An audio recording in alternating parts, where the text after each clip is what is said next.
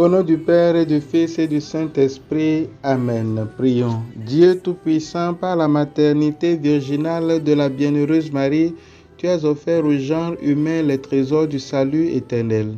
Accorde-nous de sentir qu'intervient en notre faveur celle qui nous permet d'accueillir l'auteur de la vie, Jésus-Christ, ton Fils, notre Seigneur.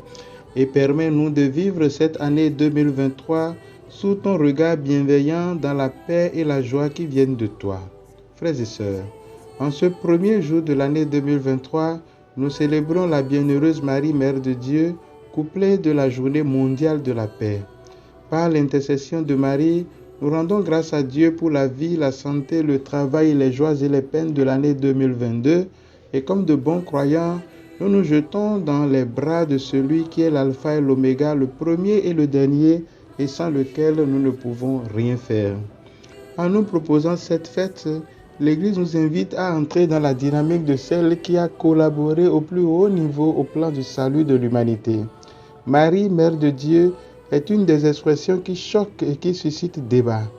Elle nous propose tout simplement de nous poser la question de savoir qui est Jésus pour nous.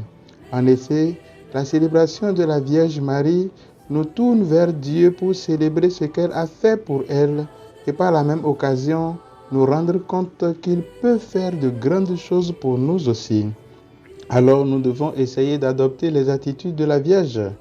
Donc la dévotion mariale, plus qu'une célébration, se veut une invitation à la conversion. Et voilà que Dieu nous donne 365 jours pour répondre comme Marie à son appel, d'abord pour nous-mêmes et aussi pour les gens qui sont autour de nous. C'est ce que l'apôtre Paul nous aide à comprendre dans la deuxième lecture de ce jour tirée de la lettre aux Galates. Lorsqu'est venue la plénitude des temps, Dieu a envoyé son Fils né de la femme pour que nous soyons adoptés comme fils. Voilà la grande nouvelle, mes frères et sœurs. Elle fait suite à la Noël et montre que le Fils de Dieu partage avec les croyants que nous sommes sa nature divine à travers le don de l'Esprit. Non pas un esprit d'esclave, mais un esprit de fils et d'héritier. En cette nouvelle année, essayons d'entrer en possession de notre héritage en vivant pleinement notre être fils de Dieu. Frères et sœurs, quelle meilleure manière de vivre cela que de contempler Marie qui est capable de retenir ces événements dans son cœur et de les méditer.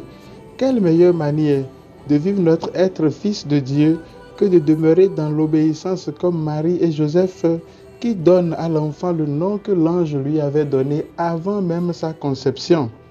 9 mois se sont écoulés, mais ils n'ont pas laissé les événements ni les inquiétudes du monde modifier même un tout petit peu le plan de Dieu annoncé par l'ange. Aussi, la plénitude des temps nous rappelle Ecclésiaste chapitre 3 verset 1. Il y a un moment pour tout, un temps pour chaque chose sous le soleil. Il faudra en cette nouvelle année éviter de perdre du temps en remettant à demain ce que nous pouvons faire aujourd'hui et éviter aussi de tomber dans la précipitation en essayant justement de capter le temps de Dieu pour chaque chose. Comme les bergers de l'Évangile, ne nous lamentons pas sur le sort, mais accueillons la bonne nouvelle et osons laisser parfois des choses importantes et bonnes pour donner la priorité à Dieu, pour aller découvrir le Sauveur qui est né, pour s'associer aux anges, pour chanter la gloire de Dieu, pour partager notre expérience du Seigneur avec nos frères et sœurs.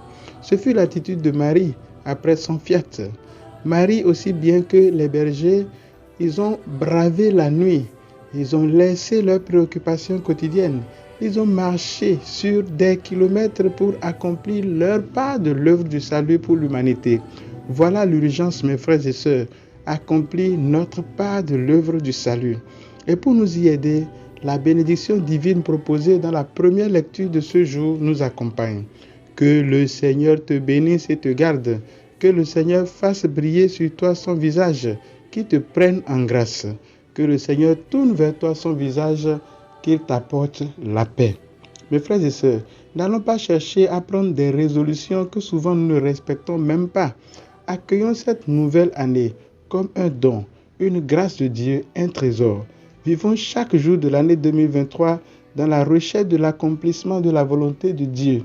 À la différence des résolutions, qui, comme sur nous-mêmes et qui nous tourne vers nous-mêmes, demandons une grâce et restons dans les dispositions de celui qui attend et qui vit déjà ce qu'il a demandé.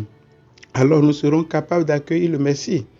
En mettant cette fête mariale au 1er janvier, l'Église nous invite à être de vrais dévots de Marie, c'est-à-dire à accueillir Marie non pas comme une idole, mais comme un modèle. Modèle de disponibilité, d'humilité, modèle d'effacement, de collaboration avec Dieu, modèle d'espérance et de foi inébranlable. Que Dieu vous bénisse et vous garde au nom du Père et du Fils et du Saint-Esprit. Heureuse et sainte année 2023 à toutes et à tous.